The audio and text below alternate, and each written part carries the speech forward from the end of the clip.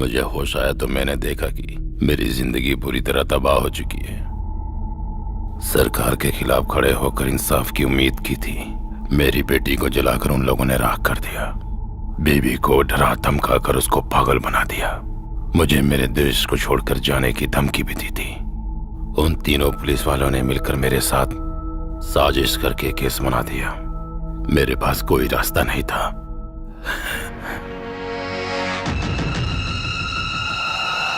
कोई पुख्ता सबूत न होने की वजह से वो लोग कोर्ट से बच गए थे।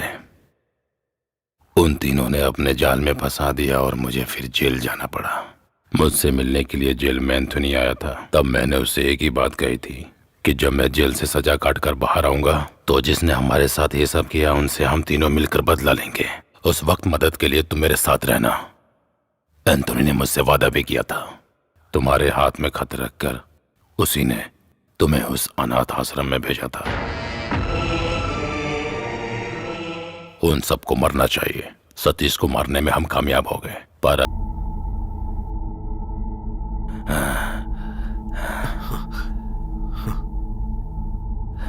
देख लिया, उसने जान बचाने की कोशिश की लेकिन अपनी ही गलती से अपनी जान गंवा बैठी।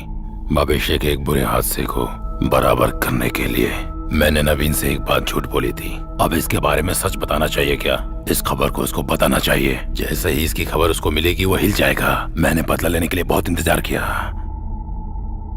पिताजी, अब आईजी से बदला आप नहीं, मैं लूंगा।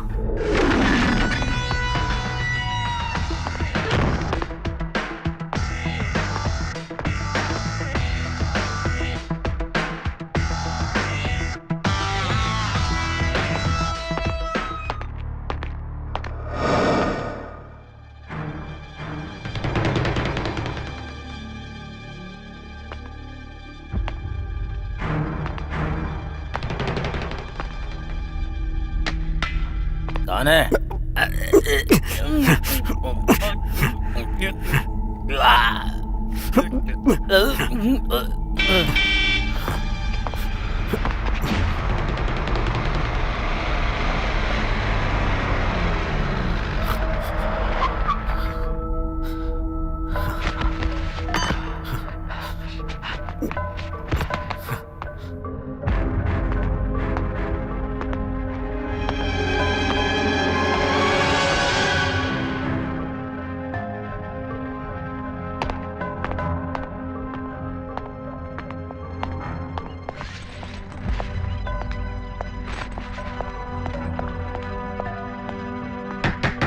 जैसा मैंने कहा था वो वैसा ही दिख रहा था। मीरा को वो अपने साथ लेकर गया था। राघवन के घर में वो गुड मॉर्निंग कहकर मेरा वेलकम कर रहा था।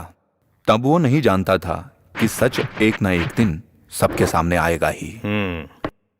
अगर मीरा राघवन की मौत एक एक्सीडेंट की वजह से हुई है तो राघवन सर की मौत हर तरह से देखा जाए तो एक मर्डर है।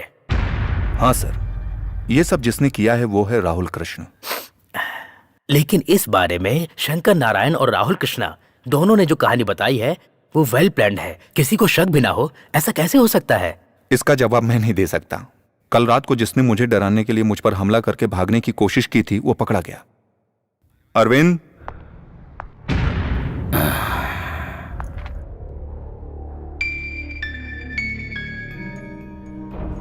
बताओ, कैसे तुम दोनों बाप बेटे ने मिलकर इस कहानी को यकीन करने लायक बनाया है? राघवन और नवीन के घर से जैसे ही एसपी बाहर आए थे मेरे बेटे ने मुझे खबर कर दी थी। एसपी से बचने के लिए मैंने एक और कहानी तैयार की ताकि मैं बच सकूं, लेकिन आप बहुत होशियार निकले। मेरे बेटे ने जो पहला हमला किया था उसके बाद मैंने जो हमला किया उसमें आप बच गए और मेरा प्लान फेल हो गया। इस केस को आपने सॉल्व कर दिया, लेकिन ये मत समझना कि सब कुछ यहीं पर खत्म हो गया। मेरा बेटा अभी भी बाहर है। मेरा अपना खून वो किसी को नहीं छोड़ेगा। आप उस थॉमस की मौत को नहीं रोक सकते मिस्टर सिद्धार्थ, उसे मरना ही होगा। Take him. मेरे और मेरे परिवार का सर्वनाश किया है उसने। मेरी बेटी को मार डाला, मेरी जिंदगी को तबाह कर दिया। उसको मरना होगा।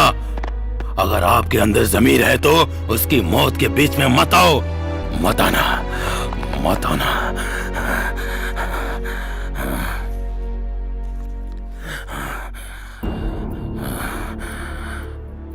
कुछ भी हो जाए हमें उस थॉमस को बचाना ही होगा सिद्धार्थ। वो केवल मेरा सीनियर ही नहीं, मेरा फैमिली मेंबर भी है। सर, जिनकी मौत हुई है, अब्दुल, सतीश और राघवन सर, वो हमारे सीनियर थे सर। लेकिन अपने पोजीशन का गलत फायदा उठाकर सरकारी वर्दी में रहकर जो भी गलत काम उन्होंने किया है, उसको ध्यान में रखते हुए अभी जो मेरा माइंड कहता है, अगर मैं पुलिस के नजरिए को छोड़कर आम आदमी के नजरिए से देखूं तो मेरे हिसाब से मीरा को छोड़कर बाकी सभी इस केस में सजा के हकदार हैं सर। आप जिसको बचाने की बात कर रहे हैं, थॉमस सेबास्टिन, वो भी सजा का हकदार है सर। तुम्हारी भावनाओं को मैं समझ सकता हूँ, लेकिन हमारे भी कुछ फर्ज होते हैं सिद्धार्थ। राहुल कृष्णा को अरेस्ट करना होगा। It is not a request, it's an order. Sir,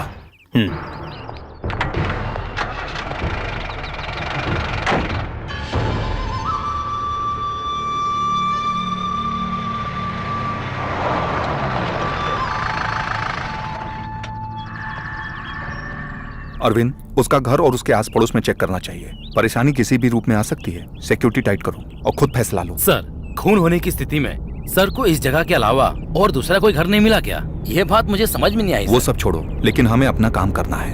hello sir, CI Arvind, he will protect you. Protection. IG Varghese के सामने तुमने जो भी बोला है वो सब मैं जानता हूँ। मेरा मरना तय है, यही ना? मामूली मौत नहीं मरेगा ये थॉमस सेबेस्टियन। मैं अभी बहुत सालों तक जीऊंगा। जानते हो, जब मैं ड्यूटी पर था तब मेरे सर्विस में तेरे जैसे लोग मेरे सामने खड़े होते हुए भी कांपते थे। यहाँ तक कि बड़े बड़े गुंडे भी। ना सुनने वाले को हम मिटा देते थे। बगान में एक ही नहीं, बहुत सारी आइटम्स थी इस थॉमस सेबेस्टियन के हाथों में। मैंने सुना है सर, उस लड़की के साथ आपने जो बार बार अत्याचार किया, इस वजह से आज आपकी हिफाजत के लिए हमको इस तरह से खड़ा रहना पड़ रहा है। एक कहावत है, जब मौत अपने इर्द गिर्द मंडरा रही हो तो उस समय अच्छी बातें सोचनी चाहिए। इससे कम से कम अगला जन्म तो सुख का मिलेगा। बस यही ख्याल रखें, यही बचा सकता है आपको। Arvind, take good care. Sir,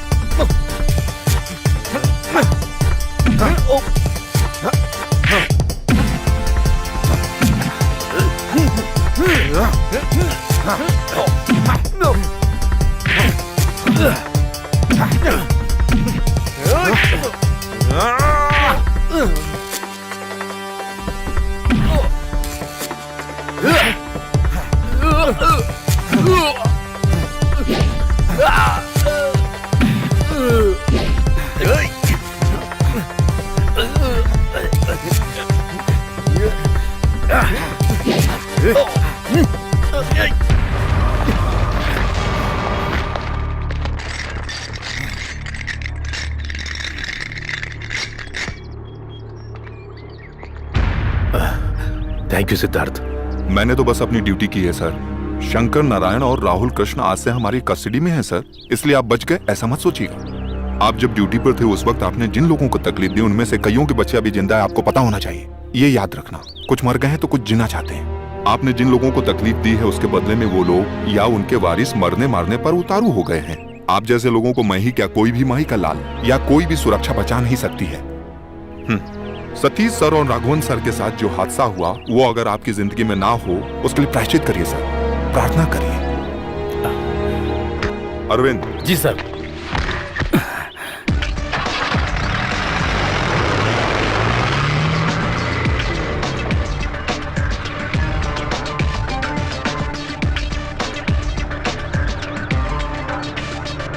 stop. क्या हुआ सर?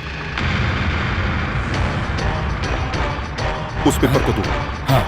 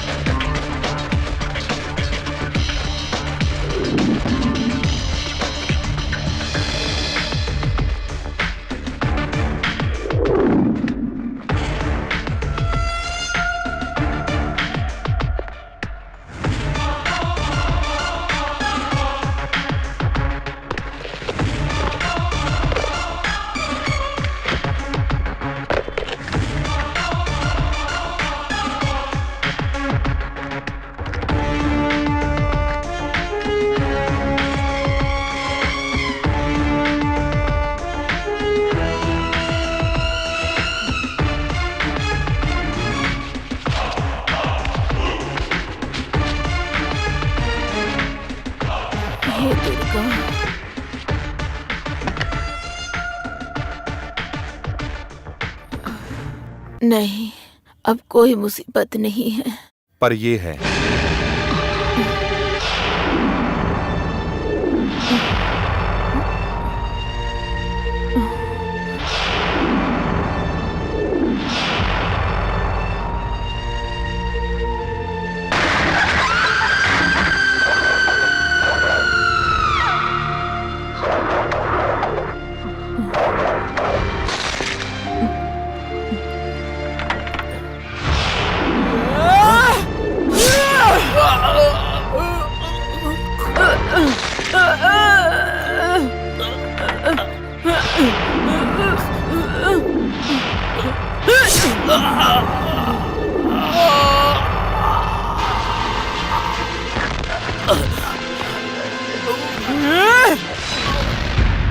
ये मेरी बदकिस्मती ही है जो ये लॉकेट वहां गिर गया था।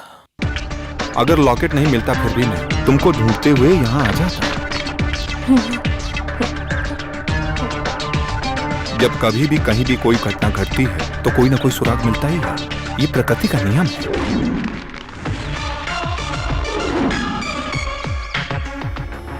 उस दिन मैंने राहुल की आंखों में ऐसे ही प्रायश्चित के आंसू देखे थे।